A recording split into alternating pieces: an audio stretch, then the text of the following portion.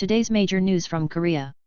On the 22nd, People's Power demanded that the Democratic Party of Korea apologize first for not appointing a special inspectorate by the Moon Jae-in government for the past 5 years, and that they should appoint a director and a special inspector at the same time as the director of the North Korean Human Rights Foundation. The special inspectorate, who inspects the president's spouse, close relatives, and public officials with a senior secretary or higher, is appointed by the president after the National Assembly recommends 3 candidates. At a meeting of the Emergency Response Committee held at the National Assembly on that day, Ho Young-ju, chairman of the Emergency Response Committee, said, "The Democratic Party has neglected its duties while not obeying the laws it has made." Negligence, he said. It is a betrayal of interest and 2 different things for the Democratic Party to demand that the special inspectorate be appointed as soon as the government changes, after failing to appoint a special inspectorate for various reasons in spite of our party's continuous demand for the past 5 years, he said. The Democratic Party, first of all, sincerely apologizes to the people and the power of our people for not discussing the appointment of a special inspector, which has been crushed for various reasons over the past 5 years, Ju said. In addition, the appointment of a director of the North Korean Human Rights Foundation, which has not been appointed due to the Democratic Party's refusal to be appointed despite the fact that it is stipulated in the law, should be appointed at the same time, he said. Our party has already recommended 5 candidates for the North Korean Human Rights Foundation, which is our party's share, to the Speaker of the National Assembly, said Kwon.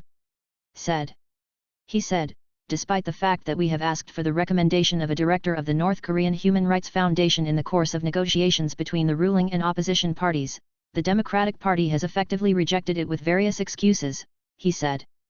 We hope that you will agree to the consultation on the procedure for recommending 3 candidates for the special inspectorate, he added. The opposition protested. Park Hong-jae-un, floor leader of the Democratic Party, met with reporters at the National Assembly and said, "There are many other things that the National Assembly needs to push forward," said Woo Sang-ho, chairman of the Democratic Party's Emergency Response Committee, said, "Is that something to be linked with?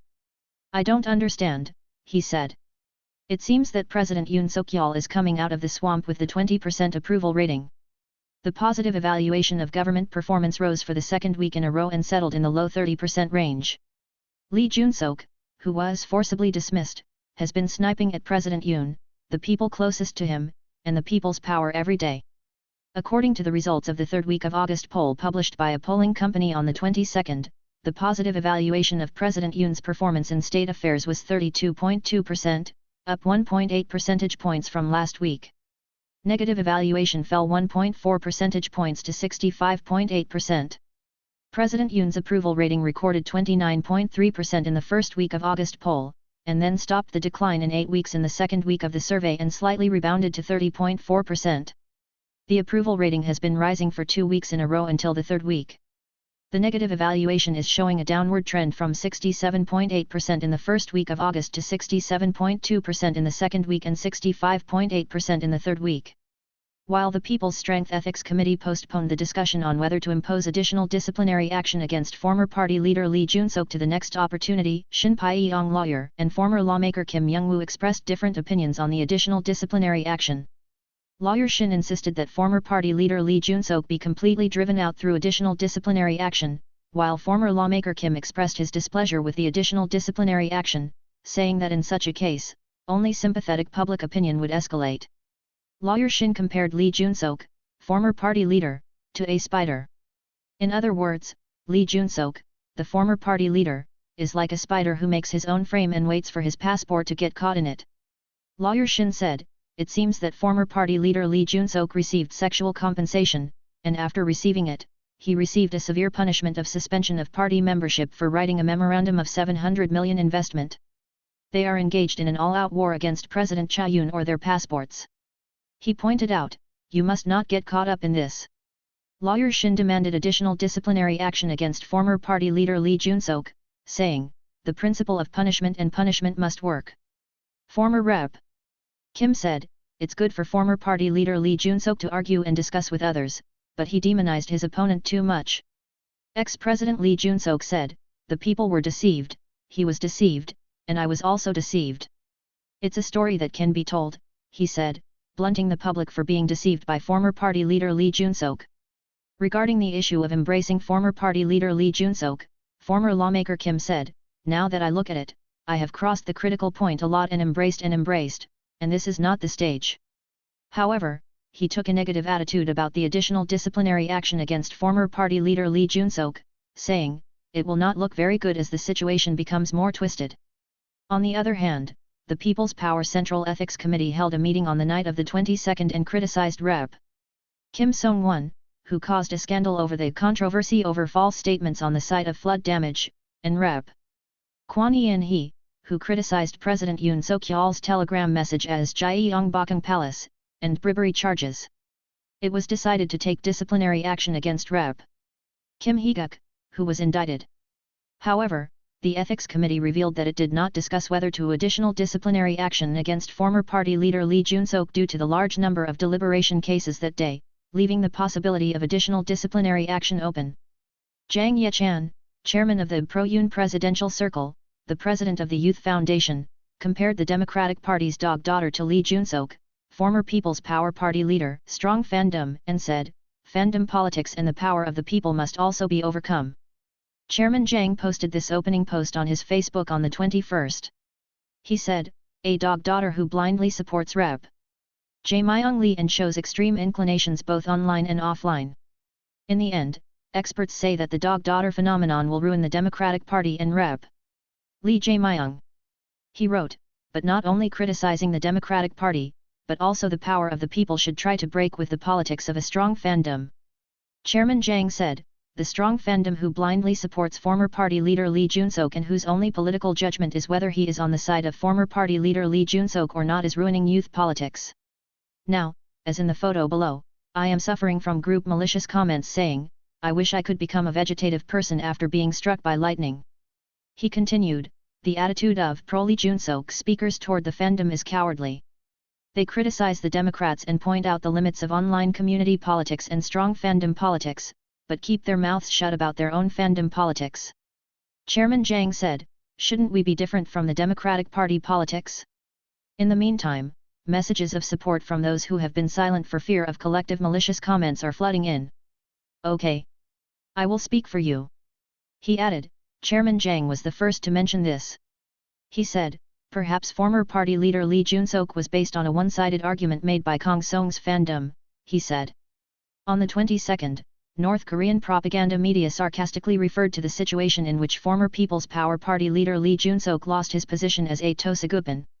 In an article titled "Why Remind Me of Old Proverbs," the North Korean propaganda media, Our People, wrote, "There is an old proverb that says, 'When the cunning rabbit dies, the hunting dog goes into the kill.' Is reminiscent of the end of the subject in history. It compares the situation in which former party leader Lee Jun-seok lost his position as party leader after having a conflict with President Yoon's core supporters, Yoon Hee-kwon, within the power of the people after the victory of President Yoon in the presidential election. Our People criticized, Lee Jun-seok, who used to call himself a conservative hero, ended up in a situation of insignificant situation. Of course, it is true that Lee Jun-seok's allegations of sexual favors and evidence destruction were used as the cause of destruction. It was the Yoon-hak officials who were the closest aides to the company, he insisted. Our People said, after 2 elections with Lee Jun-seok as a charge, the Yoon Suk-yeol gang saw all their polls, so it was time to eliminate the rude and useless kid who lost their value, and gave him various badges to finish it off. He was kicked out of the party's leadership position, he said. Then he said, who will be the next hound dog to enter the Gamisot, the second Lee Jun-seok in the former pitching field like the People's Power? Ahn Jae-ol-soo or Kwon Song-dong? Or is it Kim Ki-hyun? He mocked. He continued, no one can guarantee that I will not be in Lee Jun-seok's situation in the future. Kim Ki-hyun, a member of the People's Power, said on his Facebook page, the North Korean propaganda media, Our People, compared that Kim Ki-hyun to a hounding dog. I will become you, he said. Minister of Justice Han Dong-hoon said on the 22nd that former Vice Justice Kim Hak-eui had not been legally punished for all charges related to the so-called sex entertainment at a villa. The prosecutor's office denied the demand from the Democratic Party of Korea for an apology. Minister Han said, I don't have any sympathy at all, and I think it deserves to be blamed, said Minister Han, about ex-Vice Minister Kim's final acquittal in all cases related to the allegation of sexual entertainment at a villa at the National Assembly's Legislative and Judiciary Committee. I have no intention of wrapping it up at all, he emphasized. However, Kim Nam-guk, a member of the Democratic Party of Korea, pointed out that the prosecution conducted an investigation into taking care of my family, saying, if the investigation had been done properly, this trial result would not have come out. It was an unreasonable investigation. Then, while agreeing that the former Vice Minister Kim case should be treated as a contrary teacher, he said, we also need to review the process of bringing up this case. It's time to see, he said. He said, even if the wicked are punished, the procedure must be followed. He said, the investigation process such as the suspicion of a planned investigation and the ban on illegal departure should be considered as a whole. When opposition lawmakers criticized the response attitude, a minister said, it is not a matter of what level of reflection we do or do not reflect on Kim Hak's case. It seems, he said. The Democratic Party of Korea and Minister of Justice Han Dong-hoon clashed at the Legislative and Judiciary Committee of the National Assembly on the 22nd over an enforcement ordinance that restores the so-called inspector uniform and the prosecution's investigative authority to its original state. When the Democratic Party criticized the enforcement decree announced by the Ministry of Justice was ignoring the law made by the National Assembly using trickery, Minister Han said, I respected the legislative process of the National Assembly. The real trick is splitting the National Assembly session or leaving the party under the guise of the Democratic Party, isn't it? In April, the Democratic Party pushed for a bill to reduce the scope of the prosecution's direct investigation to important crimes such as corruption and economic crimes. That it was enlarged. Minister Han and the People's Power countered that it is possible to supplement the enforcement ordinance because the Democratic Party changed the scope of the investigation from in corruption and economic crimes to corruption and economic crimes, etc. as middle has been changed to etc. There is no problem in specifying the scope of the investigation in the enforcement decree. Minister Han said, please tell me specifically what is wrong, rather, I want to ask why you changed middle to etc. At the Judiciary Committee meeting that day, the meeting was frequently interrupted as Democratic lawmakers took issue with the minister's attitude toward answering the question. Rep. Kwon In-suk also said, I'm too arrogant and I don't even want to ask questions. Minister Han and Democratic Party lawmaker Choi Kong-wook, who are parties to the so-called Channel A case, even showed an emotional fight, saying, I am the victim. In this case, Rep.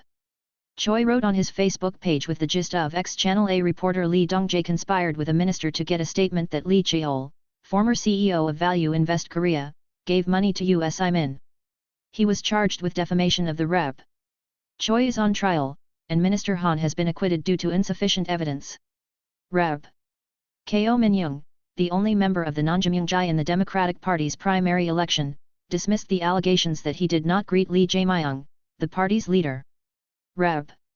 Ko wrote on his Facebook page on the night of the 21st at the end of the Honam primary, it seems that there are still people who are trying to push me away. Some YouTube channels are spreading lies that I did not greet Rep. Lee Jae-myung, said KOH. He continued, finally, today, as I left the joint speech, some supporters shouted, Ko Min-young should resign. It was disappointing whether this is what our Democratic Party is really proud of, he said. But I will not give up, he said.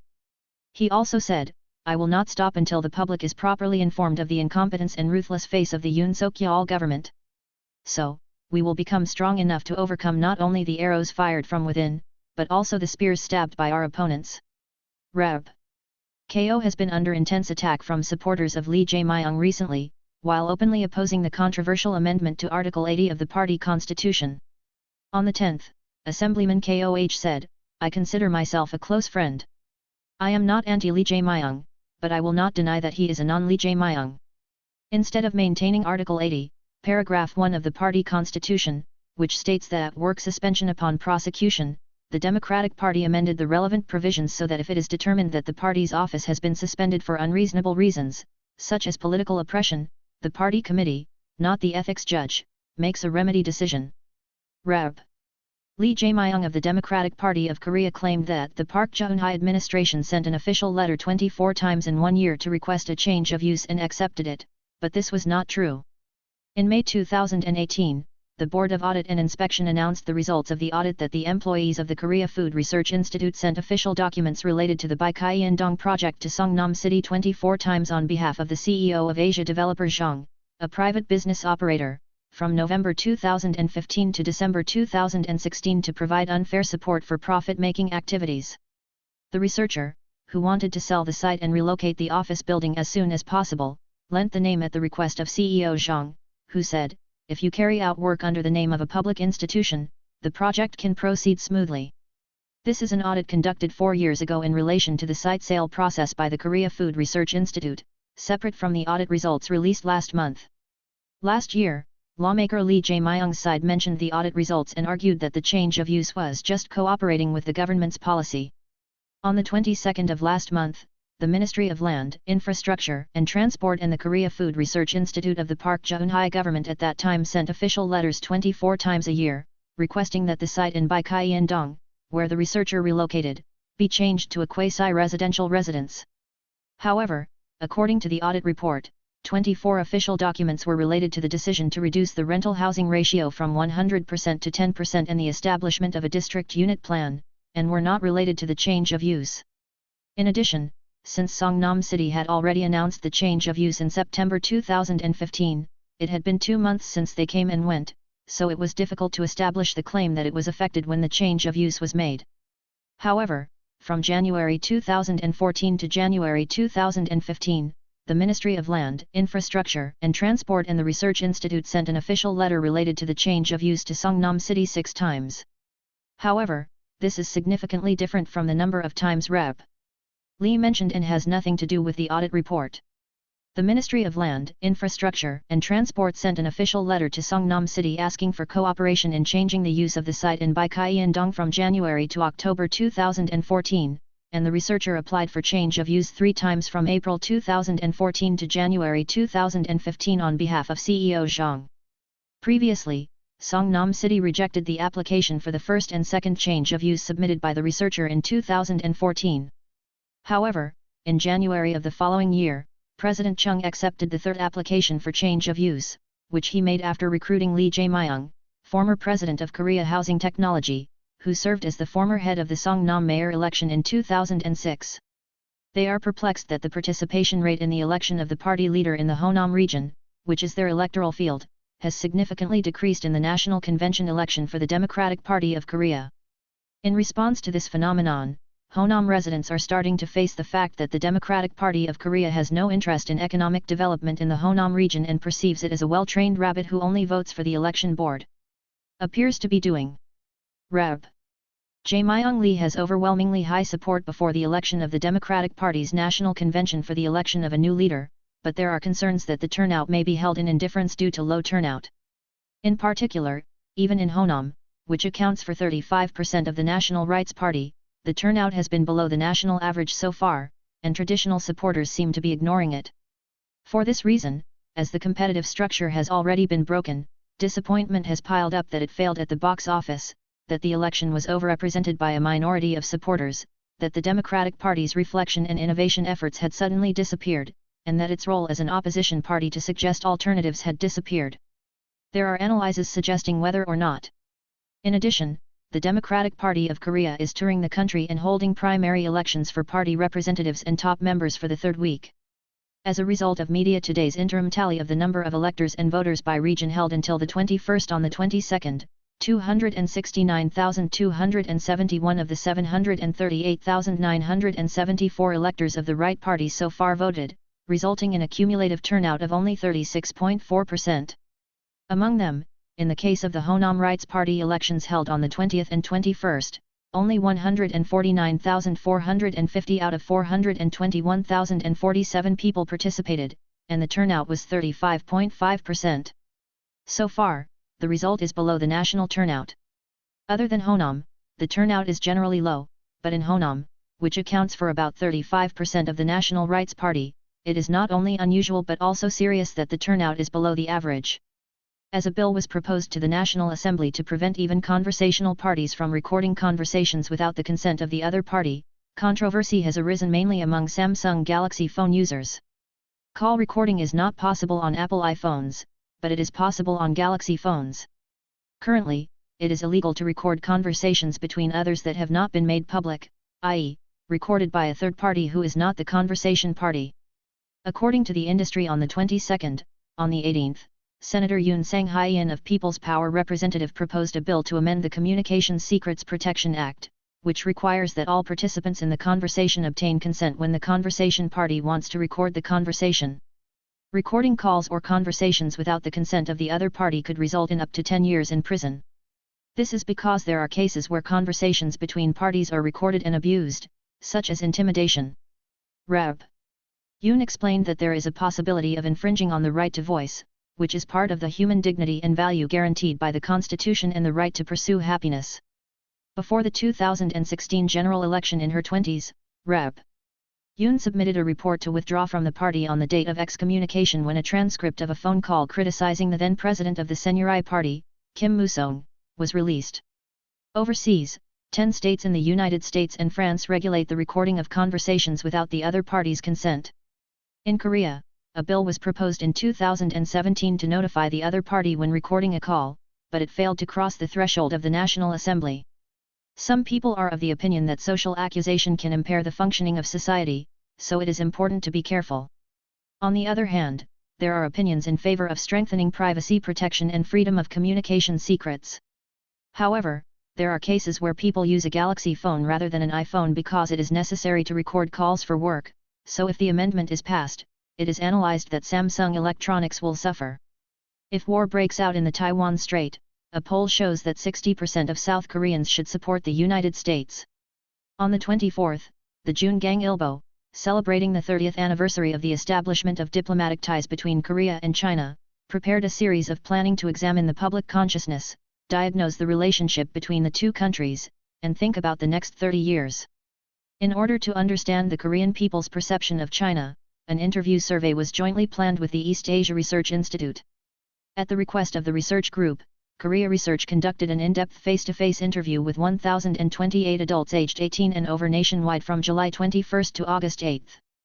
The cross-strait relationship between China and Taiwan is a conflict at the forefront of a confrontation between the United States and China. Earlier this month, following U.S. House Speaker Nancy Pelosi, 5 members of the U.S. House of Representatives and U.S. congressmen visited Taiwan on the 15th reached. The binocular problem could have repercussions in Korea as well. The majority of public opinion was that South Korea should be with the United States in case of an armed conflict on both sides of the road. As a result of an in-depth interview survey of 1,028 adults across the country, jointly planned by the Jun-gang Ilbo and the East Asia Research Institute, 64.5% of the respondents said that in the event of a military conflict in the Taiwan Strait, we should cooperate with the United States to respond to the Taiwan issue. The majority chose the American side. However, if classified in detail, 42.0% of the respondents said that they should stay in rear support for the U.S. military, and 22.5% said that they should go beyond rear support and participate in military operations with the U.S. Whether it was for rear support or operation participation, 17.9% answered that there was no need for military intervention.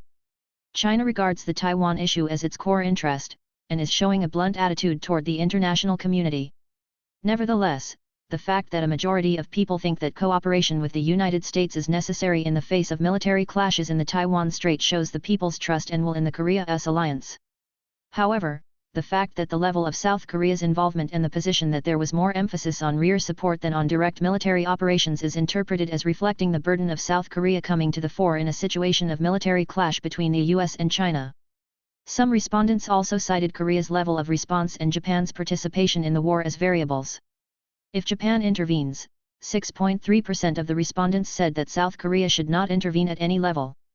In this interview, a majority of people were in favor of whether Korea should extend its gaze to the Indo-Pacific like the United States and Japan. Similar to how major countries such as the United States are expanding their influence into the Indo-Pacific region, Korea also saw the need to expand Korea's Indo-Pacific strategy. However, some opinions differed as to the level to which Korea should expand its Indo-Pacific strategy. 43.7% of the respondents answered that the economy should be actively expanded, but the security field should be limited to the Korean peninsula. 39.7% of the respondents said that it should be expanded in all directions, including economy and security. Only 1 in 10 responded negatively to expanding our strategy into the Indo-Pacific. 7.1% said, it is an area beyond Korea's interests and capabilities, so there is no need to expand, and 2.5% said, it is a move to check China, so Korea does not need to participate. The fact that 83.4% of respondents were in favor of expanding Korea's strategy to the Indo-Pacific region shows that the establishment of Korea's Indo-Pacific strategy promoted by the Jun-seok administration has the potential to gain national consensus. The United States and Japan recognize the Indo-Pacific region as a core strategic region and are establishing and implementing related strategies. In November 2017, South Korea announced a regional policy targeting ASEAN and India under the Moon Jae-in administration at the time, but named it the New Southern Policy rather than the India-Pacific Strategy. He avoided the term India-Pacific as if he was conscious of the fact that the Indian-Pacific strategy pursued by the US and Japan has a strong color to contain the public. On the other hand, the Jun-seok administration announced that it would establish Korea's independent India-Pacific strategy through the Korea-US summit in May. The $1 exchange rate has crossed the 1,341 mark for the first time in 13 years and 4 months since the global financial crisis in 2009, putting a burden on inflation. This is because the depreciation of the won due to the sharp rise in the exchange rate leads to an increase in costs in the process of importing raw materials and energy from abroad. If the inflation rate continues due to a rise in the exchange rate, it is necessary to prepare countermeasures as it can lead to a vicious cycle of economic slowdown by increasing pressure to raise the base rate, leading to a contraction in corporate investment and consumption. According to the Ministry of Strategy and Finance on the 22nd, the government expects that the inflation rate will peak around October at the latest after Chuseok, September 10. The recent decline in international oil and grain prices is cited as the basis for this outlook. However, if the won depreciates sharply, it can have an adverse effect on prices, such as offsetting the decline in international raw material prices and increasing import costs. The sharp rise in the exchange rate could delay the price peak more than expected. If inflation accelerates due to a rise in the exchange rate, the Bank of Korea's base rate hike could be accelerated. Interest rate hikes are likely to act as a pressure factor for economic slowdown as they increase the interest burden and reduce corporate investment and household consumption. In addition, as the base interest rates in Korea and the United States are inverted, the BOK has to narrow the interest rate gap between Korea and the United States by raising interest rates to minimize risks such as foreign capital outflows and a sharp rise in the $1 exchange rate. Other concerns include that the effect of increasing exports is not significant despite the depreciation of the won due to deteriorating external conditions, and that raw materials must be imported at a higher price than before, which could offset the export effect caused by a rise in the exchange rate. The KOSPI closed at 2,462.50 on that day, plunging more than 1% from the previous day due to the sharp rise in the exchange rate. Institutions net sold more than 200 billion won, leading the decline in the index. The Kodak index closed at 795.87, down 18.30 points, 2.25%, from the previous field, and suffered a direct blow from a sharp rise in the exchange rate. Kim Sok-won, a researcher at Murray Asset Securities, said in the report, the stock price is falling further as foreign buying is restricted due to the strong dollar. The bear market rally, rising in a bear market, which was in progress in the second half of the year, is stalling due to the high exchange rate. Although the stock market volatility is intensifying due to the high exchange rate, it is too early to judge that the stock market has turned into a downtrend because there are still rising materials such as corporate earnings and raw material prices. The government decided to cut the budget for the project if it was found to be insufficient as a result of the evaluation of the fiscal project, where tax was applied, and to abolish the project if the performance did not improve after 3 years. On the 22nd, the Ministry of Strategy and Finance reported to the State Council the Basic Plan for Financial Project Performance Management from 2022 to 2026 containing these details. Until now, even if financial performance was sluggish, the Ministry of Strategy and Finance had no other means to take than to recommend the business reorganization. In the future, however, businesses that receive bad reviews may be shut down. A portion of the budget will be cut for projects that are evaluated as insufficient. A reduction rate of at least 1% is being discussed. Projects that have received insufficient for 2 consecutive years will undergo project redesign, and those that have received insufficient for 3 consecutive years will be abolished in principle. The performance evaluation is planned to be completed within May when the Ministry of Strategy and Finance identifies budget requirements from each ministry. An official from the Ministry of Strategy and Finance said, "We plan to complete the evaluation within May and reflect it in the government budget." Core financial projects such as government projects are managed separately. Core projects are selected by collecting opinions from relevant ministries, the public, and experts. Core business evaluation results are disclosed to the public as graphic information. When preparing the budget for next year, the government decided to set the deficit in the managed fiscal balance within 3.0% of GDP. Until now, the consolidated fiscal balance obtained by subtracting total expenditure from total income was used as an indicator of fiscal soundness. 2019, 2.8%, was the last time the deficit ratio of the managed fiscal balance was less than 3% as of the settlement of accounts. Competition with Samsung Electronics is expected to intensify as Taiwan's TSMC, the #1 global foundry company, begins mass production of the 3nm process. Prior to TSMC, Samsung Electronics succeeded in mass producing the world's first 3nm process in June. According to the industry on the 23rd, TSMC plans to secure Apple as the first customer of the 3nm process foundry and begin mass production from next month. The 3nm process is the most advanced technology in the semiconductor manufacturing process. Because product performance varies depending on whether a precise circuit can be drawn with a thin light source, the nanoscale process plays an important role in the ultrafine semiconductor process. TSMC's 3nm semiconductor is said to maintain the existing FinFET process, increasing the speed by 10 to 15% and reducing power consumption by 25 to 30% compared to the existing 5nm semiconductor. The FinFET process is a three-dimensional process technology introduced to overcome the limitations of the existing planar structure. It is characterized by improving semiconductor performance and reducing leakage current by increasing the contact area. Samsung Electronics is making 3nm foundry products by applying gate-all-around technology, which is superior to the FinFET process. GAA technology, which reduces transistor performance degradation due to process miniaturization and increases data processing speed and power efficiency, is a key next-generation semiconductor technology that advances FinFET technology. Samsung Electronics announced that the 3nm GAA first-generation process can reduce power by 45% compared to the existing 5nm FinFET process, increase performance by 23%, and reduce semiconductor area by 16%. In the industry, Samsung Electronics is superior in technology, but it is expected that large customers will look for TSMC. TSMC is evaluated to have a more stable yield than Samsung Electronics. The technology maturity is expected to be high by applying the existing FinFET process. Samsung Electronics is expected to play a vital role in securing yield based on advanced technology. In order to catch up with TSMC, it has to show an overwhelming appearance in the 3nm process. The industry view is that even with advanced technology, if the yield is unstable and not recognized by customers, it will not help increase sales. Minister of Trade, Industry and Energy Lee Chong-yang also urged Samsung Electronics, system semiconductor, and materials/parts/equipment industries to join forces to increase the yield at Samsung Electronics' 3nm foundry product shipment ceremony on July 25.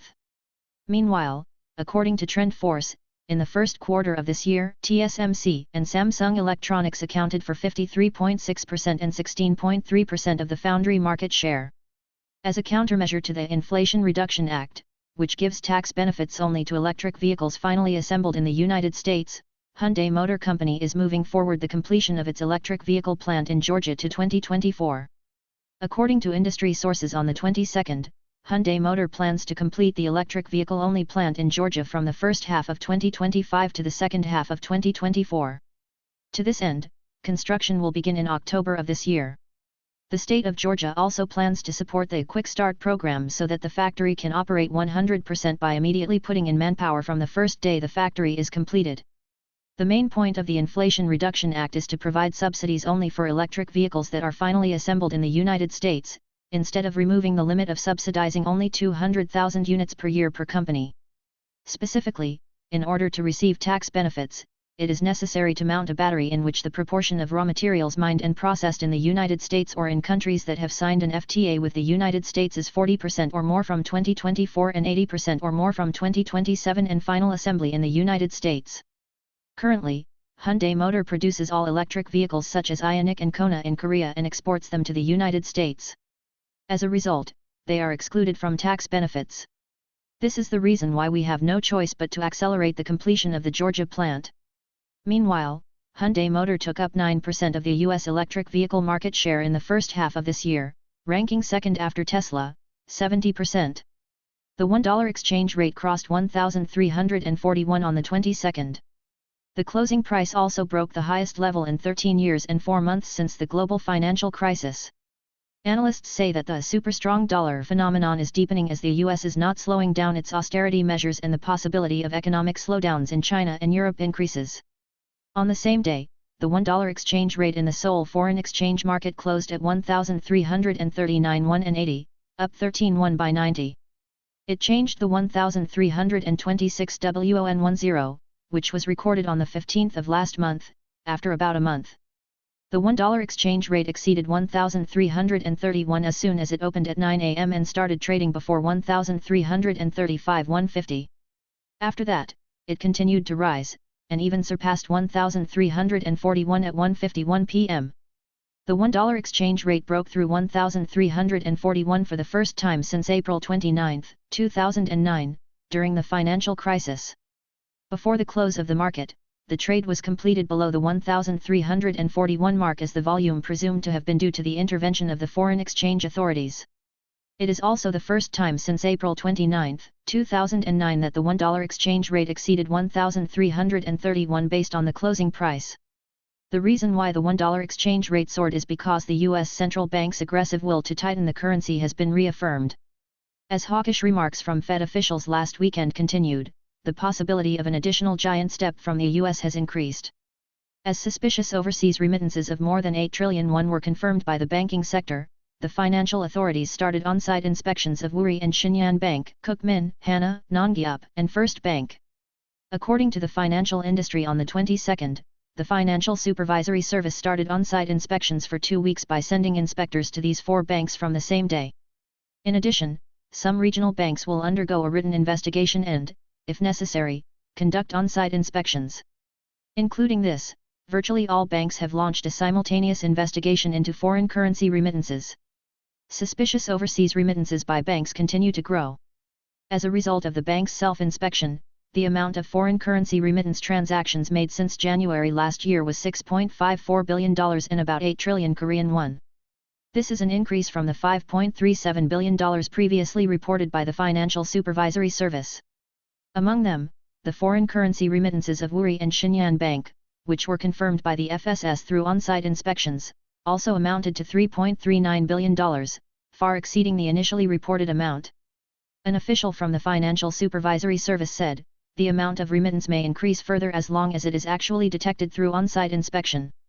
A warning light has been lit on the decrease in the total population for the first time since the establishment of the Korean government last year, but the government's announcement of countermeasures is far from it. The plan to respond to the population crisis, which was scheduled to be announced last month, is also being delayed. Experts agree that countermeasures are urgent, even if you do not immediately feel the change in the demographic structure. It is pointed out that it is necessary to propose measures for the population that encompass society and the economy beyond the low fertility measures centered on welfare.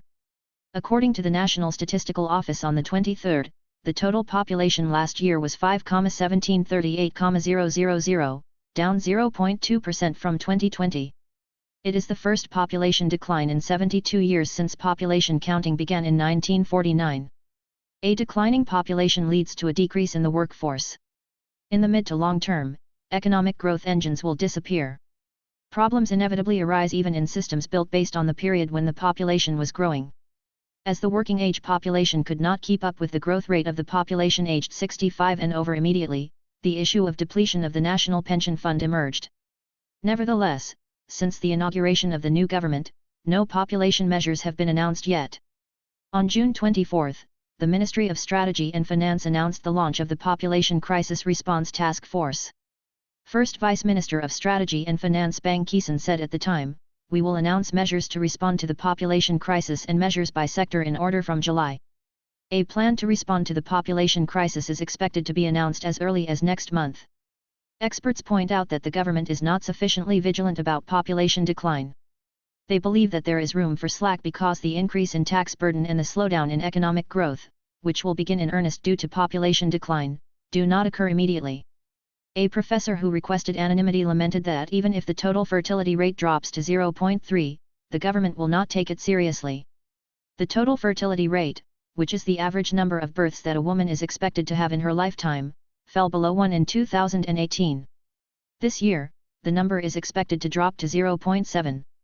The government has formulated a population policy with a focus on low fertility. From 2006 to last year, more than 400 trillion won was invested in response to the low birth rate. Experts point out that fundamental countermeasures are necessary as the fertility rate decline is deepening despite large-scale budgetary input. A woman believed to be her family is said to be staying in Korea in connection with the case in which 2 bodies of children were found inside a bag in a warehouse in New Zealand. At the request of the New Zealand investigative authorities, the National Police Agency checked the entry and exit records of woman A, who is believed to be her family. However, it is known that the police have requested the New Zealand side to supplement the documents, as there is no legal basis to determine the woman's residence. Earlier, New Zealand local media reported that a family living in Auckland had found 2 bodies of children in a bag purchased through an online auction on the 11th. The body was found to be an Asian child under the age of 10, and it is said that it was put in 2 bags and placed in a warehouse for more than 3 years. Singapore's Prime Minister Lee Hsien Loong announced on the 21st that he would repeal Article 377A of the Penal Code, which punishes sexual intercourse between men. According to foreign media, Prime Minister Lee said in a speech to commemorate the National Day on the same day, the government will repeal Article 377A of the Criminal Code and exclude sexual intercourse between men from punishment. Like all other human societies, we have a gay population and they are our Singaporeans, Lee said. I want to, he said. I believe this is the right thing to do, and I think the Singaporean people will also accept it, he said. Section 377A of the Criminal Code, which prohibits sexual intercourse and marriage between men, was created in 1938 during the British colonial period. It does not apply to women, CNN reported. In the meantime, there have been numerous requests from LGBT rights groups to repeal this law, but Article 377A of the Criminal Code has been maintained. However, a Singapore court has ruled that men cannot be prosecuted under this law. However, Prime Minister Lee said he has no plans to allow same-sex marriage. The government will continue to recognize the family as the backbone of society, he said in his speech. Prime Minister Lee said he would protect the traditional values of the family through constitutional amendments in the future. As China continues its military activities near Taiwan, 5 Chinese aircraft crossed the midline even on the weekend, the 21st. According to a Reuters report, Taiwan's Ministry of Defense announced on the same day that 12 Chinese aircraft and 5 ships were detected operating in and around Taiwan. China protested against U.S. House of Representatives Speaker Nancy Pelosi's visit to Taipei on the 2nd and 3rd of this month, and the next day, the 4th, they held live-fire training in the Taiwan Strait for a week, heightening tensions. Since then, the Chinese military has steadily continued armed protests near Taiwan. China is opposed to adopting a One China policy, which regards Taiwan as a part of its territory to be unified someday, and a visit by a high-level U.S. official to Taiwan as a violation of this policy. Despite this, the U.S. is still sending high-level officials to Taiwan, but Indiana Governor Eric Holcomb announced on his Twitter that he had arrived in Taipei a little while ago. In particular, it is noteworthy that Governor Holcomb will visit South Korea after meeting Taiwanese President Tsai Ing-wen during this visit. Thank you for watching Korean News Today. Please like and subscribe.